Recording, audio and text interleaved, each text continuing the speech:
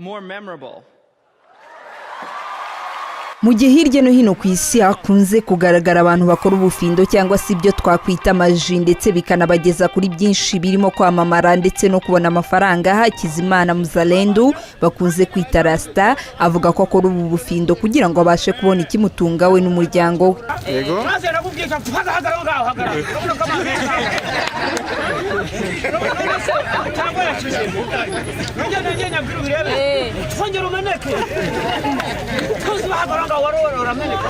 Twamusanze mu mujyi wa Kigali ahazwi nko ku Muhima aho yari ari gukora ubu bufindo maze atubwira ko ibi ari ibintu yiza kiri umwana akaba byifashisha mu gutunga urugo rwe kuko ababikoreye bamuha amafaranga. Intego nari mfite niko nabikoraga mbona ndariye abana banjye barariye mpita mfatira mbona nta kindi kintu nakora nkamenya ko ari cyo nakora ari byo nakubiye ibintu nakuyemo nuvuga ngo naragiye nkuramo uduhene nabanje kugura ihene imwe bimvuye muri ibyo bintu ubu mfite ihene zigeze nko kuri 5 mbikuye muri n'inzu. Nubwo uyu mugabo w'abana babiri avuga ko ibi bintu ari ubumenyi yigishijwe agafata, hari ababifata nk'ibidasanzwe kugeza naho bamwitirira gukorana n'imyuka mibi. Akuntu wafata amazi ukayacurika mu kirere ukabwira amazi ngo meneka akameneka wayahagarika ukaga amazi agahagarara. Ibyo bintu ni ibintu bitashoboka. Ku bwanjye rero ndabona amazi rwose bitakunda ahubwo akoreshwa n'amagini. Tuzi neza yuko muri Bibiliya Imana niyo yavugishije Mose imutegeka kubwira inyanja iratandukana. None kuki umuntu nkatwe twese yabwira amazi tihagarara agahagarara atigenda akagenda.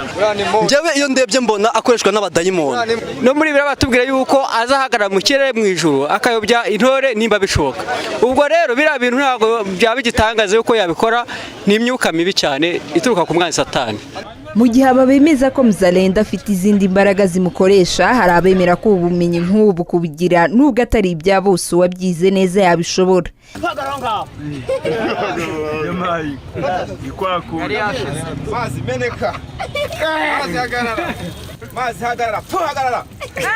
Bakanahera habamagana abafata ibyo Mzalendo akora nk'ubikoreshwa n'imyuka mibi. Nkuko nabashije kumukoraho amazi nkategeka ati mazi meneka nkabona aramenetse, nyuma namurekura nabwira amazi iti mazi meneka bikanga, nese mbona yuko ari impano y'ubwiwe ashobora kuba turusha. Kera turi abana natwe twajya gukora ibintu nka biri ugafata igishimbo ukagishira nkano ukamuguti ibiti n'ibiti byose bigakorwa. Ndumva rero atari ibintu wenda ni ibintu ibyo ku giti cyashakashatse uko umuntu aba yizaniye utuntu tw'abantu bakamupinga bera naho bigerageje ukabyiga hari igihe wabishobora. Nabonye afata igikombe kirimo amazi akagicurika gitoboye akabwira amazi wamazi wimanuka akamanuka hagarara agahagarara. Bigaragara ko ari amabanga runaka twebwe aturusha. Mzalendo uvuga ko rumwemeramana asaba ko abantu bose bafite impano zo gukora amaji menshi bita nk'ibidasanzwe bafashwa kuzibyaza umusaruro mu buryo buboneye nk'uko bikunze kugaragara mu bindi bihugu byateye imbere, kuko yemera ko ubu ari ubumenyi nk'ubundi kandi bwateza imbere ubufite ndetse n'igihugu muri rusange. Debut Console Iradukunda, Royal TV.